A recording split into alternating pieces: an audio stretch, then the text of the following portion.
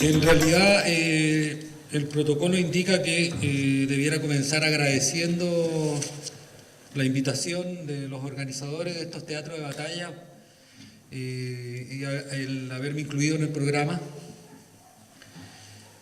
de esta jornada de desclasificación, pero no lo voy a hacer.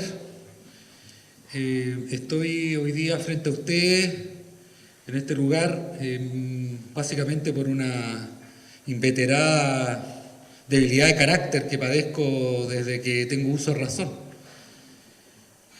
Cuando Miguel Cáceres, el chino, me llamó y me dijo, a propósito de esta jornada y a propósito de mi novela Barragán, que es la tercera novela publicada, de que en la novela, o más bien un pasaje de esa novela, podía ser incluido en este programa, yo debía haberle dicho que no, así rotundamente, tajantemente, un no de rendición incondicional, algo así.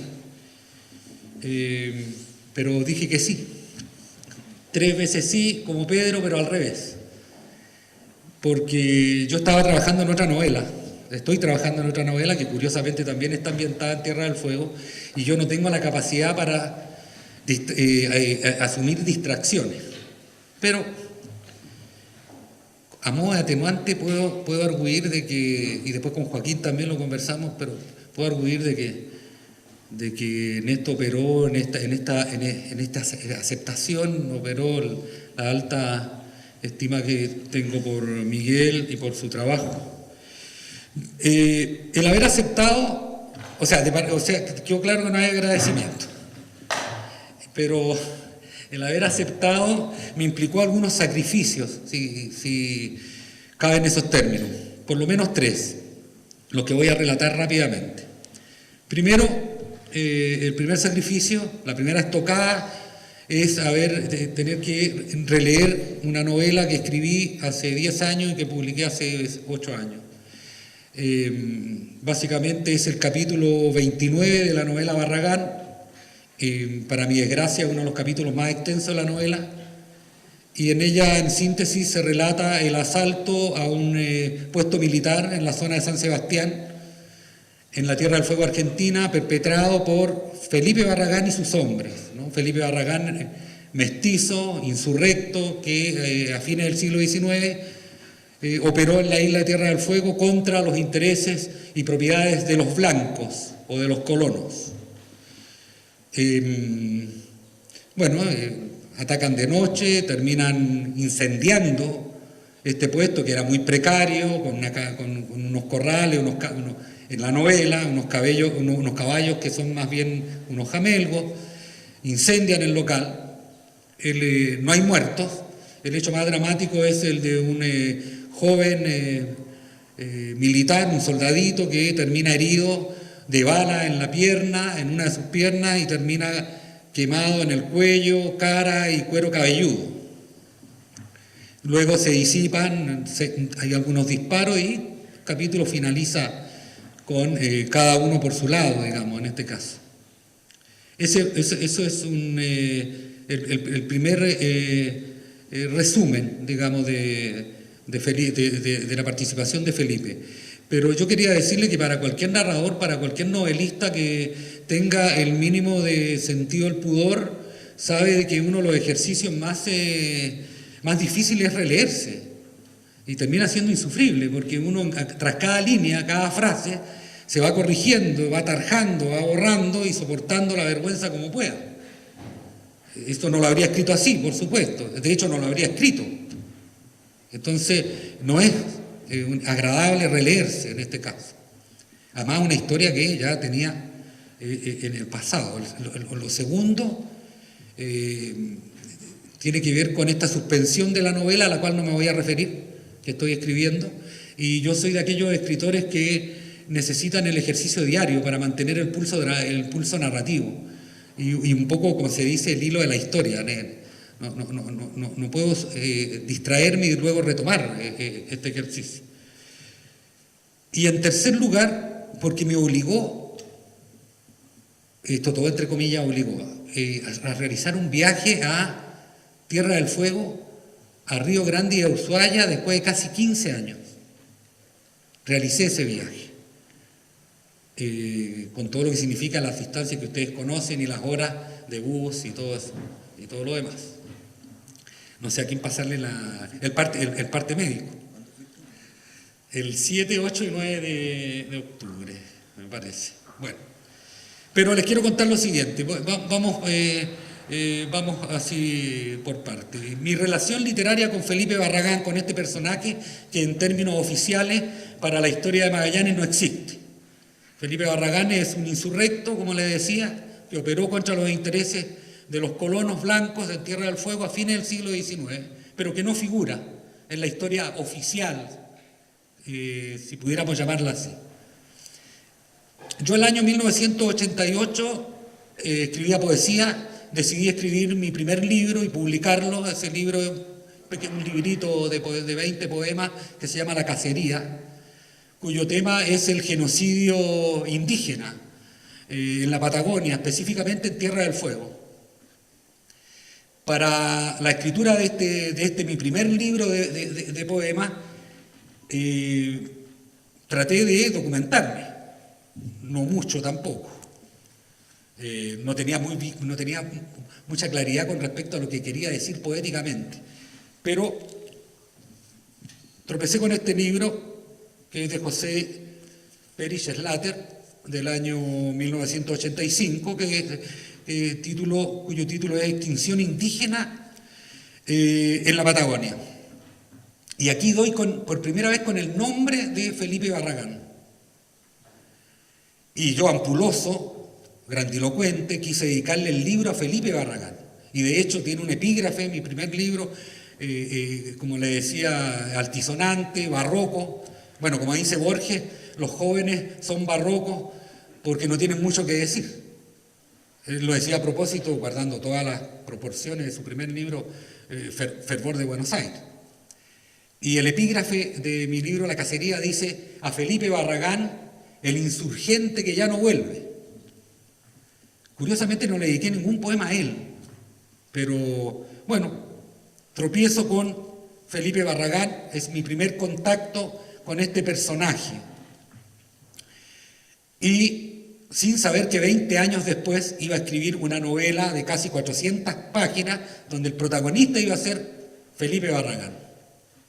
Ahora, ¿qué dice José Pérez en este libro sobre Barragán? Básicamente son 3 capítulos consecutivos. El primero es la polémica Menéndez-Fañano, después viene Felipe Barragán, verdad o leyenda, y finalmente el capítulo que se titula Covadonga Gaona. El primero, esta polémica de los 2 hombres más poderosos del territorio a la fecha. José Menéndez, ¿no es cierto?, potentado minero, naviero, estanciero, ¿no? Y José Fañano, jefe de la Congregación Salesiana de Magallanes y fundador de la misión La Candelaria, ¿no?, en 1892, 1893 en Tierra del Fuego, en la costa atlántica. Y la polémica comienza con José, el que abre los fuegos es José Menéndez, porque José Menéndez en abril de 1899 se va a capear el invierno a Buenos Aires junto a su familia. Y un reportero le hace una entrevista, un reportero del Diario de Buenos Aires. Esa entrevista se publica en junio de aquel año. Y bueno, el reportero lo presenta como un hombre que se ha hecho a sí mismo, que ha conquistado fortuna en 25 años, en un territorio apartadísimo, dificilísimo, un asturiano de puro corazón, de espíritu montañés, por lo tanto, siempre buscando cumbres, y a veces cayendo también, pero luego reintentando el ascenso permanente. Y lo entrevista, lo presenta como los hombres que se construyen a sí mismos, como los self-made men, el prototipo. Y entonces, y le pregunta a José Menéndez. Y entre otras cosas, José Menéndez habla de su vida, pero básicamente habla de sus propiedades. Le pregunta por sus propiedades en Tierra del Fuego. Y Menéndez dice de que tiene la estancia primera y segunda argentina en la desembocadura del Río Grande, a ambos márgenes, que entre las dos reúnen entre 80.000, logra reunir 80.000 a 90.000 cabezas de ganado, ovejas, pero que pudiera tener 150.000 solo en la primera Argentina si no tuviera, dice tal cual, clientes especiales, que son los indios zonas, que al año, producto de los robos, le hacen perder entre 15.000 y 20.000 ovejas al año. 15.000 y 20.000 ovejas. Y que luego se van a refugiar a la misión La Candelaria, que tiene un pequeño perímetro dentro de sus propiedades. Y allí recibirían la protección de los propios misioneros y definen la misión La Candelaria como un nido de ladrones.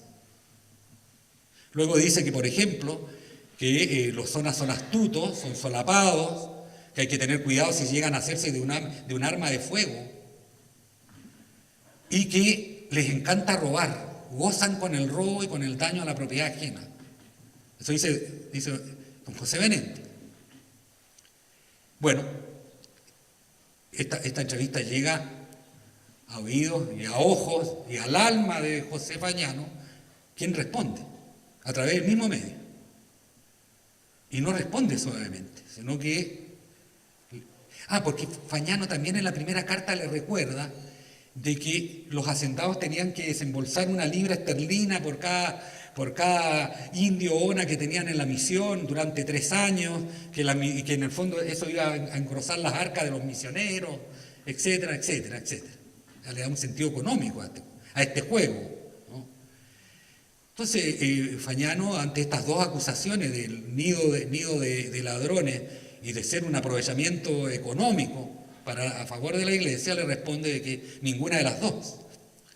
Y le dice de que si han gastado ellos dinero en la misión, es en la manutención de los hombres de José Menéndez, de Alexander McLennan y otros empleados de José Menéndez durante 3 o 4 meses que estuvieron en la misión y que les pagó con malos ratos y con malos momentos y con malas actitudes que él no quiere detallar.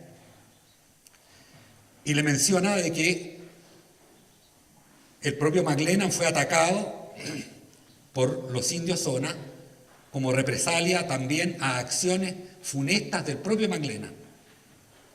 Entonces, y con respecto a la libra esterlina le dice una indirecta directa, le dice, a propósito de la libra esterlina, esto me trae recuerdos y me veo en la tentación de correr el velo que los cubre y que tiene que ver con la paulatina desaparición de la población indígena de Tierra del Fuego, haciendo mención a esa leyenda negra, ¿no es cierto?, que tenía que ver con el pago por cada indio o ona muerto por parte de los estancieros. Pero acá ahora refrendada por el propio José Fagnano. Menéndez responde, contraataca, y esta vez extiende la acusación y le dice que no solo es una guarida de ladrones la misión La Candelaria, sino que también sirve de refugio para malhechores y asesinos, y acusa a los indios zonas e indirectamente al propio Felipe de dar muerte a 2 personas, una persona de apellido San Martín, a Traslaviña y a Williamson en diferentes lugares, y de que Felipe y su gente se refugiaría en la misión La Candelaria, recibiría protección de los misioneros que impidieron la acción de la policía de Ushuaia para la aprehensión de estos malhechores y que pagaran ante la justicia lo que habían cometido. Le recuerda de que McLennan es un muy buen empleado, que ha demostrado incluso estar dispuesto a dar la vida por cumplir con su deber, y luego le hace mención a decretos que tienen que ver con propiedad y concesión de tierras. Es una carta extensísima de Menéndez, y le pide de que la próxima carta lave su honor. O sea, Fagnano lave el honor de José Menéndez. Fagnano responde, pero no limpia el honor de José Menéndez, sino que lo ensucia más. Y le dice, le pregunta si él ha pagado alguna vez una libra esterlina por cada indio ona que los misioneros han tenido en la misión, pues no han recibido un solo centavo de parte de él. Le pregunta si acaso el cacique Felipe, a quien José Menéndez nombró en la carta anterior, por primera vez menciona al cacique Felipe. José Menéndez dice que tiene fama de salteador y de feroz, ¿no?, bandido, y Fagnano le retruca diciéndole si acaso él puede aventurar si Felipe no actuó en defensa propia como lo han hecho otros indios, como lo haría él mismo. Y nombra a Felipe, Fagnano lo nombra 3 veces como cacique Felipe, Felipe a secas e indio Felipe. Nunca como Barragán. No Barragán, como indio Felipe. Y ninguno usan el término Barragán. Bueno, y le dice de que los acertos son infames y son infelices, los acertos que hace José Menéndez, y lo que pretende José Menéndez es erradicar la misión y quedarse con ese predio, en el fondo. ¿No? La polémica llegó hasta allí, como dice José Peris en Latter, la polémica terminó de pronto. Esta fue entre abril y septiembre de 1899 a través del periódico El Diario de Buenos Aires. Eso fue la polémica en Tala, y donde allá aparece el personaje nombrado, reitero, por los 2 personajes más poderosos de Patagonia y Tierra del Fuego de aquel tiempo. Luego viene el capítulo Felipe Barragán, verdad o leyenda, donde José Peris, yo después lo conversé con él, la única vez, años más tarde, que conversé con él, cuenta de que él en la década de 1920, 1922, la década de 1920, básicamente, 1920, 1921, como muchos jóvenes, iban en verano a pasar vacaciones y a trabajar en la faena de esquila, en Tierra del Fuego. Y él recuerda que siendo niño o muy joven, escuchaba el nombre de Felipe Barragán entre los trabajadores del campo, de el indio Felipe o el cacique Felipe, como vengador, como bandido, pero básicamente como vengador de los indios zonas. Y allí él queda con este nombre y luego comienza una investigación con muy pocos datos, porque de Barragán lo que dice José Peris es que habría sido hijo de Tomás Barragán, teniente de la Armada chilena, curiosamente muerto a raíz de un ataque de los indios, de los indígenas en Carlos III, producto de la herida que le provocaron, murió luego en Fuerte Bulnes, pero que sería el padre de Felipe, y su madre sería Calia, hija del cacique Centurión, de Huelche, que habría nacido en 1846-47, que asistió a la primera escuela abierta en la colonia de 1853, y hay una fotografía en este libro un tanto deslavada, donde aparece un grupo de niños, y marcado con una cruz y con el nombre frente a la figura, Felipe Barragán, un niño sonriente, un niño moreno, de cara alargada, de nariz aguda, y sería nuestro Felipe Barragán, sería este fantasma, este bandido fantasma. Luego su vida entra en una nebulosa, se traslada a la Patagonia Argentina, se dice que estuvo en Carmen de Patagones, que vivió muchos años allí y que regresa a Punta Arenas, y que es reclutado por los misioneros y se va en 1892 a Tierra del Fuego a la construcción de la misión La Candelaria. Desde 1892 es cuando ya se tiene registro de algunas apariciones de Felipe en Tierra del Fuego. Esos son los datos que aporta José Peris, ¿no? Aparte de otros, ¿no es cierto?, de la supuesta muerte de... Felipe además habría sido el autor de ataques como a la primera Argentina, como a algunos capturadores blancos, se capturaba a niños, se capturaba a hombres Selknam, ¿no es cierto? Y se les llevaba y se les pagaba a estos hombres por esta labor, y Felipe habría liberado Indiozona, habría atacado la propiedad, habría roto alambrada, habría hecho matanzas de ovejas, etcétera, etcétera, etcétera. Y el ataque a este puesto militar, que lo nombra José Menéndez, a este puesto de la policía de San Sebastián, que está en esta novela está en ese capítulo 29 que yo les citaba antes. Bueno, finalmente Felipe Barragán habría muerto en diciembre de 1899. Se le habría encontrado, esto para aumentar la leyenda, en uno de sus bolsillos una carta de Covadonga Gaona, ¿no? Escrita curiosamente en Selknam, una suerte de mensaje secreto. Y Covadonga Gaona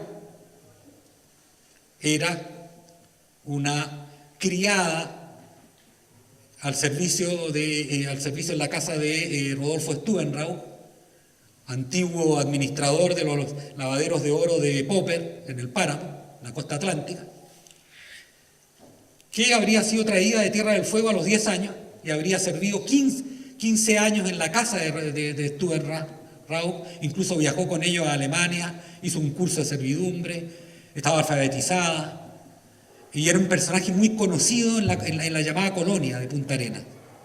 Era conocida como la Chonga, y tiene una muerte muy extraña y misteriosa, porque muere de tuberculosis, pero la habían visto 3 días antes haciendo compras. Entonces Peris se pregunta quién tiene a una persona enferma de tuberculosis, ¿no es cierto?, sirviendo en su casa, por ejemplo. Eso con Covadonga Gaona.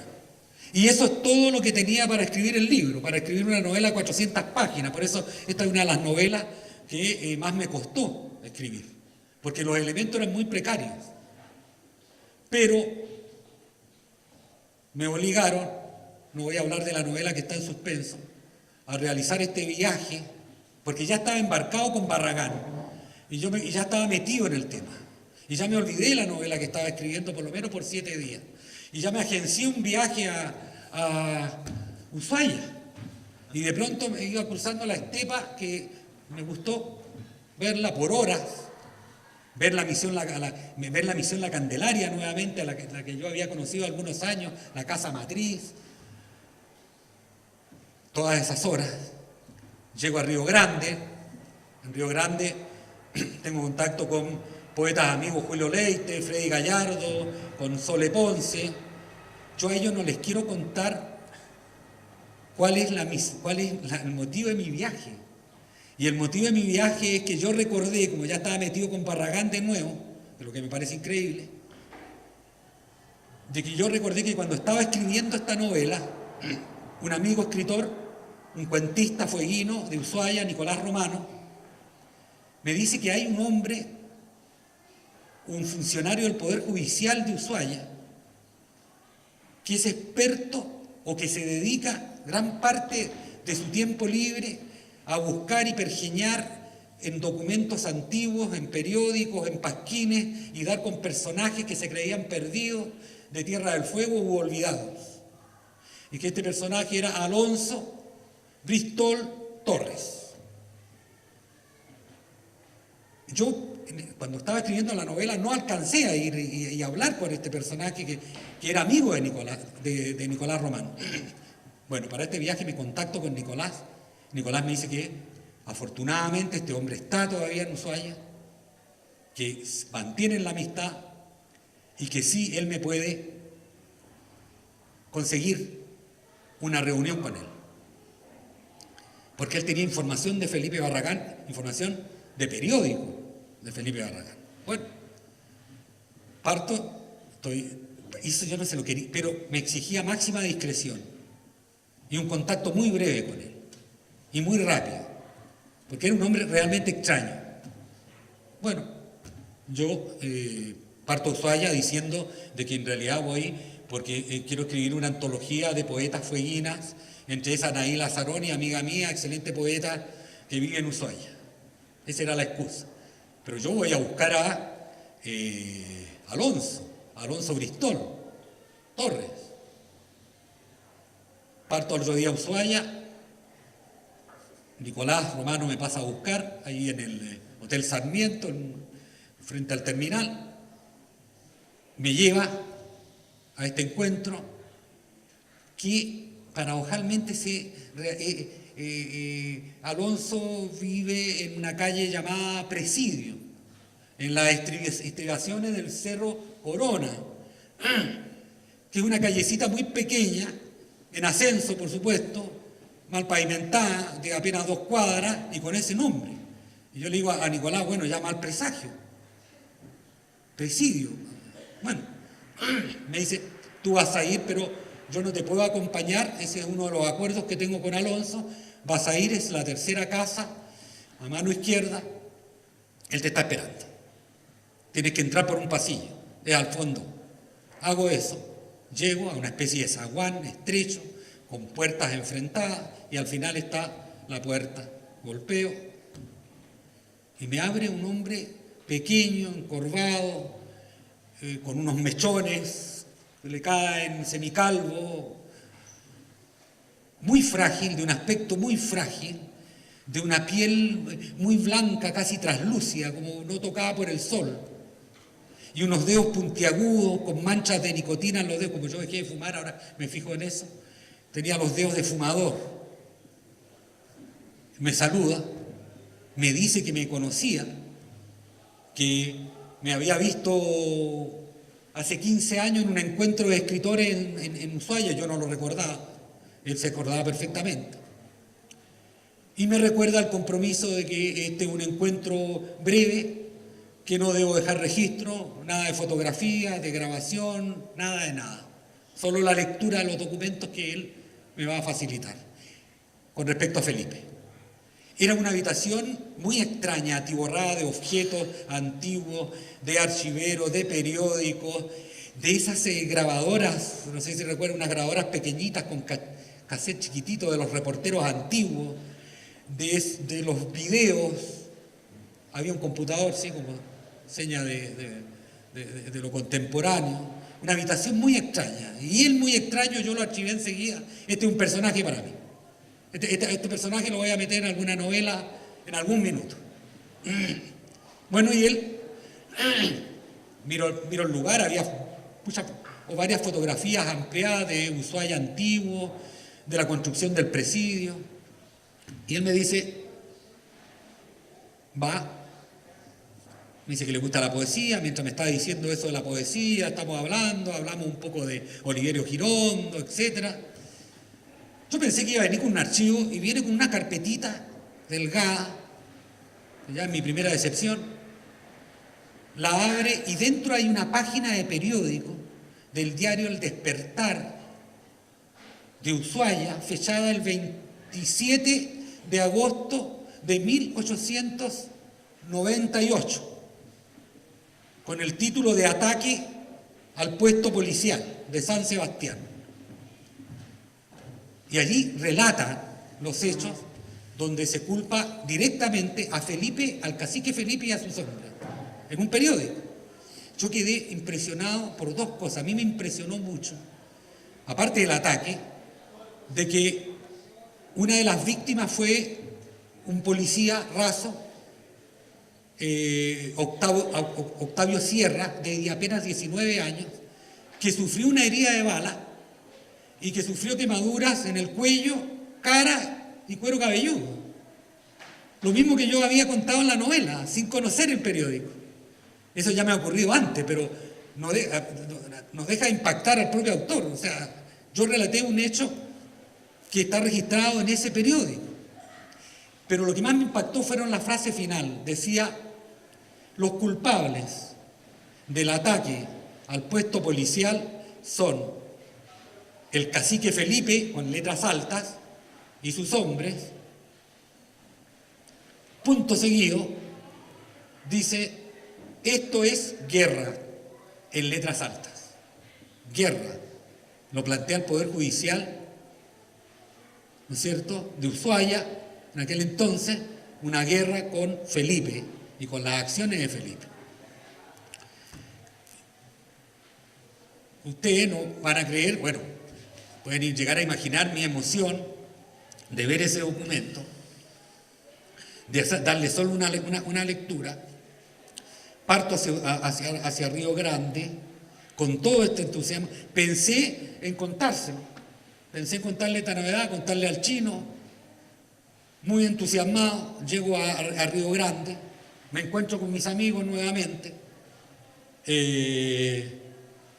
y yo soy una persona tímida, y los que somos tímidos sabemos que esta timidez nos hace desarrollar un sexto sentido, una especie de sexto sentido, pero estamos muy atentos a las miradas, estamos muy atentos a los gestos.